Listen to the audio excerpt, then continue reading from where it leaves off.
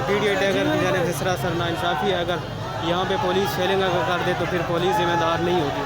PTI की जानिब से, टाइगर्स की जानिब से मुसलसल पथराव किया जा रहा है पुलिस वालों पर।